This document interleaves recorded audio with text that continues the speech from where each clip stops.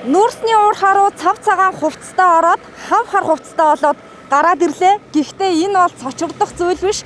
Улаанбаатар хотын гэр хороололд амьдардаг, тэр тусмаа Монгол гэрт амьдардаг хүмүүсийн Монгол гэрийн цагаан бүрээс нь эннээс хар болчихдог.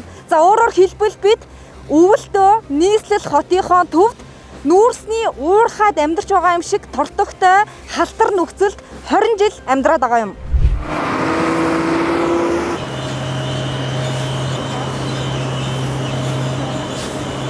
Энэ шагнал түлс гэдэг бүтээгдэхүүний 95%-ийг бүрдүүлж байгаа үндсэн түүхэн эдийнхэн сонголт тэрийг л одоо эргэж харах цаг болсон.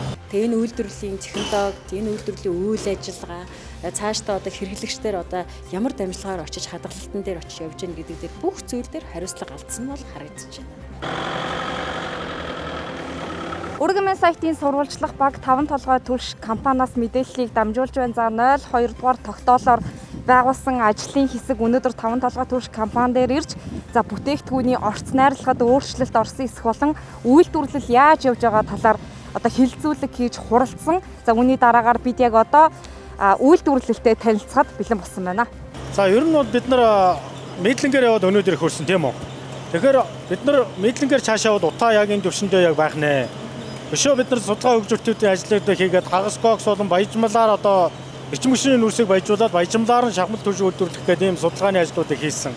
За мөн шатал дэмжих бодисуудыг одоо түлшиндээ ашиглая. Тэгэх юм бол энэ бидний утаа даруй буурах юм байна, угаарын буурах юм байна гэдэг судалгаанууд хийгдсэн.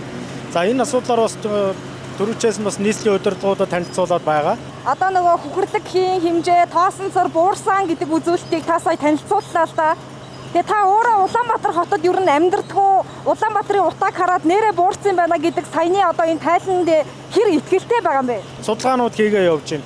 Магадгүй сүүлийн жилүүдэд 2 жилүүдэд утаа ихсэж байгаа шалтгаан бол олон төрөлтэй байх. Би зүгээр ерөнхийдөө шахмал түшээл ярихад бол стандартаа зөрчөөгөө өнөөдрийг үйлдвэрлэж байгаа гэдэг дээрээ л одоо байр сууриа илэрхийлнэ байна. Нэг уут нүүрсний үйлдвэрлэлийн зардал нь 15,000 төгрөг мөртлөө тэрнээсээ 4 дахин бага үнээр зараад байгаа юм байна шүү дээ. Тэгээ эннээсээ болоод чанарын асуудал үүсээд байгаа мó гэсэн хардлага олон нийт дунд байна л да. Үнэтэйгээ холбож чанараа бууруулсан ойлголт гэж болохгүй. Тийм байхгүй.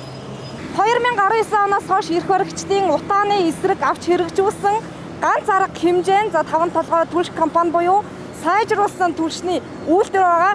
За сайжруулсан түлшний тухайд 5 толгой түлш компани зүгээс орц найрлагад ямар ч өөрчлөлт ороогүй, чанарт өөрчлөлт ороогүй гэсэн тайлбарыг хэлж байгаа ч бидний үзэгдэх орчин үүний эсрэг зүйлийг хэлж байгаамаа. За ерөөсөө эхний алхам энэ шагнал түлс гэдэг бүтээгдэхүүний 95%-ийг бүрдүүлж байгаа үндсэн түүхэн эдийнхэн сонголт тэрийг л одоо эргэж харах цаг болсон. Одоогийн түүхийд барьцалдуулагч нь шаардлага хангахгүй байна гэсэн үг үү? Ер нь бол хангахгүйг одоо ард иргэд стандарт хангаж байна гэж байгаа. Тэгвэл стандарт чинь нийслэлчүүдийн эрүүл мэндийн шаардлагыг хангаж байна уу гэж стандартаа харах хэрэгтэй. Энэ жил бол мэдээж анхны утаатай жил биш тийм ээ. Тэгээд ажлын хэсгийн яг туйлын зорилго нь юу юм? Одоо жишээ нь энэ сайжруулсан түлшээ солиод 100-аа солих төдийхөн ажилд чиглэж ажиллаж байгаа мó? Эсвэл шатагсан өөр одоо шинэ шийдлийг эрэлхийлж байж байгаа мó? Яарвчсан богино хугацааны шийдлэг гаргаж иргэсэн тийм. Бид нар ч гэсэн бидний өсөлж гисэн юм байна.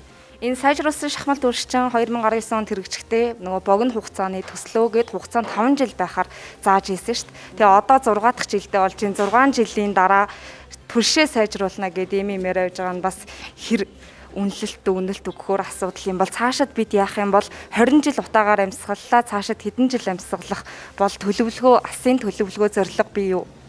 Маш харамсалтай байна. Одоо мэдээж зэрэг шахмал түлжил байвал одоо утаа гарна шүү дээ тийм учраас хийн одоо газын хэрэглээнд очно гэсэн ийм зүйлийг ярьсан байна. Энийг бол би ажлын хэсгийн ахлагчийн хувьд бол 100% дэмжиж байна. Дээрээс нь дахиад одоо 100% өөрчлөн гэдээ ярьж байгаа зүйл бол үнэхээр өргөдөлтэй байна л да. Тийм учраас газын хэрэглээнд очих хэрэгтэй. Цаашдаа энэ хөгжүүлэлтээ маш хурдан хийх хэрэгтэй байна. Мэдээж утаагүй бол төг шийдэл бол нэг жандангуй л болох. Суурьшлийн бүсийг илүү одоо тэлж хотоос гарахтаа хотыгоо 2 цахруу гаргаж болно шүү дээ. Багнуур хүртэл, налаах хүртэл одоо суурьшлийн бүсийг байгуулж болно. Ингээд бол дэлхийн ихэнх улс орнууд төгжрэлтэй энэ утаатай тэмцэхийн тулд ерөөсөө л хурдны галт тэргийг л хотыгоо захруул гаргадаг. Тэгжээж суурьшлыг тэлэхгүй бол энэ одоо нийслэгээ дөрвөн уулынхаа дунд иргэд маань эрд суурьших ажил бол байсаар байна шүү дээ. Хуучны үг гэдэг чинь нөгөө зовсон хүн жаргаж одоо золбин нохоо зоолдог гэл нийслэл хүрээ зорддог гэдэг. Энэ хатуу боловч үнэн л үг шүү. Тэгэхгүй зөвхөн энэ дээр ингээд яг өөрөө чи хэлж байгаа гал унтрах маягаар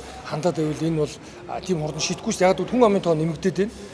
Хотод ажлын байраад байгаа жиж хүний тоо нэмэгдээд л байгаа шүү. 2018 оноос хойш дунд хугацааны бодлого гэж эхэлж байсан. За сайжруулсан шахмал түлшний төслийн хугацаа хэдийн дууссан ч бидэнд дараагийн төлөвлөгөө байхгүй. Одоо энэ 21-р зуунд орчин үед бас ийм үйлдвэр байх уу юм гадаа энэ дотор мянгаад хүн ажиллаж гин гэж тэгж гэн те бидэрт мөнгө байна уу гэвэл байна, хөрөнгө байна уу гэвэл байна.